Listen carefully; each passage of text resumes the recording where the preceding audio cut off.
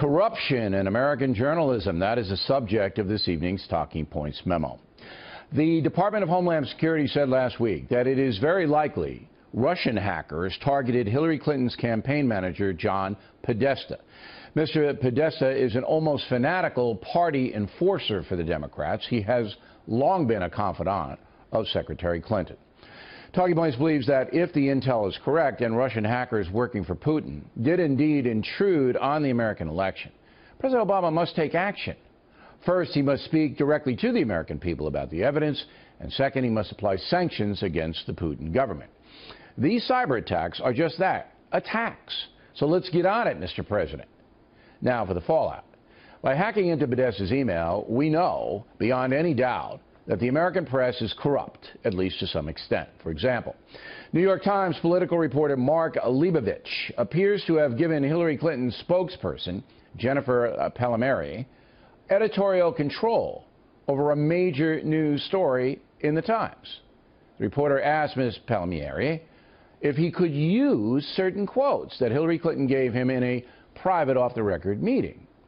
That's against journalistic procedure. You don't write a political article okayed by a campaign. Another example, working for CNN at the time, now Democratic Chairwoman Donna Brazile, apparently fed the Clinton campaign a question that CNN was going to ask during a town hall meeting featuring Mrs. Clinton. Again, that's corruption. That should never happen. Example 3, John Harwood. He's a Washington correspondent for CNBC, and you'll remember him as a former debate moderator in the Republican primary. According to hacked emails, he was emailing Podesta, suggesting things Hillary Clinton could do to become more successful. That's outrageous. Example 4, New York Times reporter Maggie Haberman, then working at Politico, was described by the Clinton campaign in emails as, quote, a friendly journalist who teed up stories and never disappointed them. To be fair, that's hearsay. Ms. Haberman did not do what Mr. Leibovich did, directly interacting with the Clinton campaign, as far as we know. So the email might be unfair to her, although it's troubling.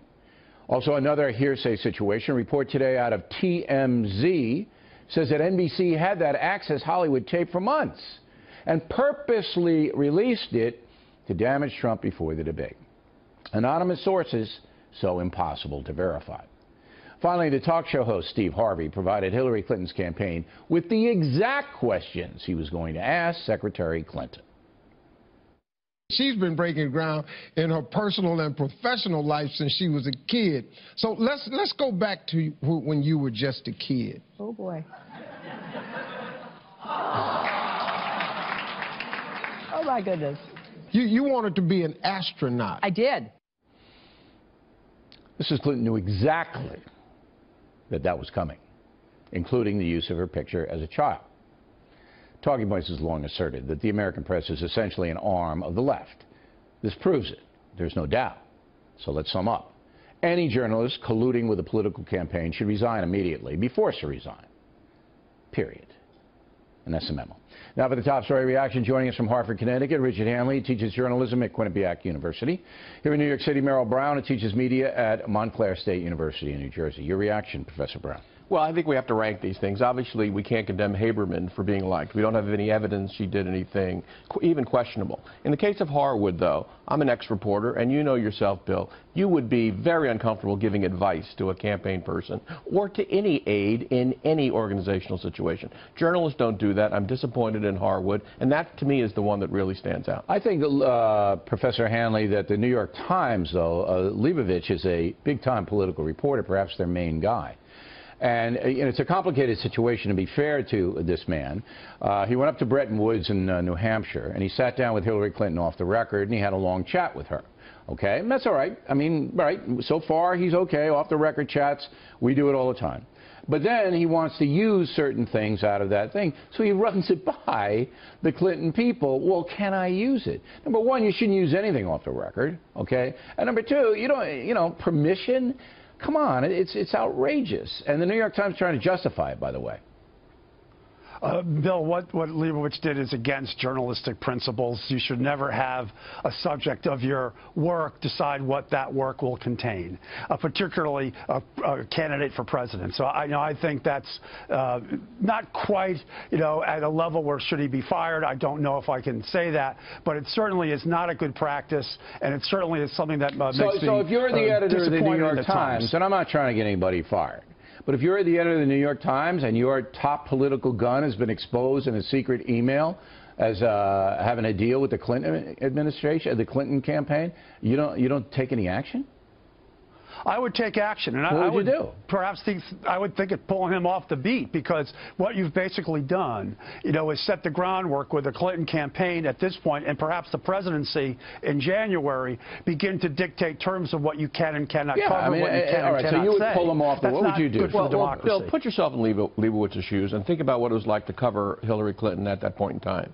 She was utterly inaccessible. She did very little on television. He's got to get to her. He's commissioned with an article. He takes an off-the-record meeting. He sees some good stuff in that off-the-record meeting. He tries to get it because she's really hard to pin down now, and even worse then.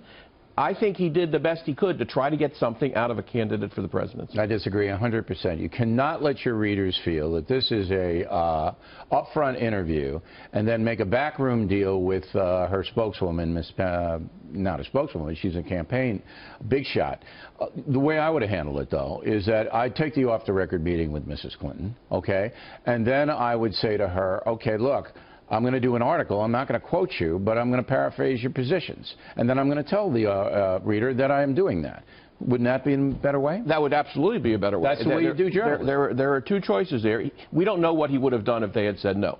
He might have done what you suggested. But you can't do that because it's subterfuge. Trump, Mr. Hanley, said last night on this program that he's seen more piling on than any time in U.S. history. And I agree with him.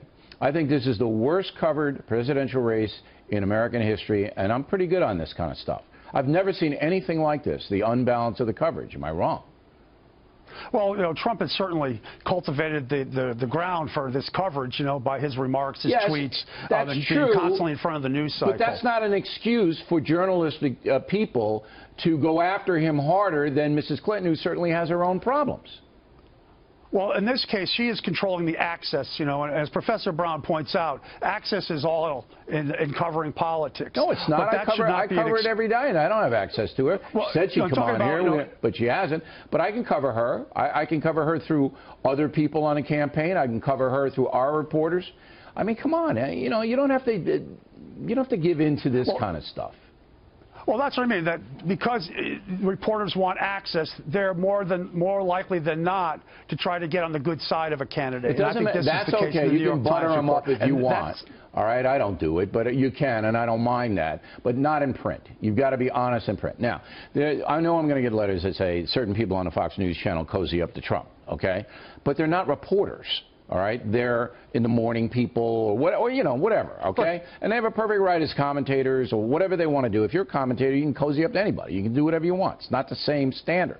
We're talking about hard news reporting here, and that's what's really troubling. Well, there are many things to be troubled about. I would also make the argument that coverage of Trump has been belated, which is one of the reasons it feels so much, from your point of view, like it's piling up. We didn't read about his business practices and his tax situation until well into the campaign, in fact, after the convention. And I think we might have had a slightly different dynamic around the convention had we read more of this stuff beforehand. Maybe. But that, again, is the responsibility of the hard news press to dig that out. And it's not easy to dig it out because Trump doesn't want his tax returns out. Well, there's an enormous amount of public record stuff about his businesses and what he's done historically that should have been part of the primary discussion and not just the general election discussion. Good debate, guys. I appreciate it.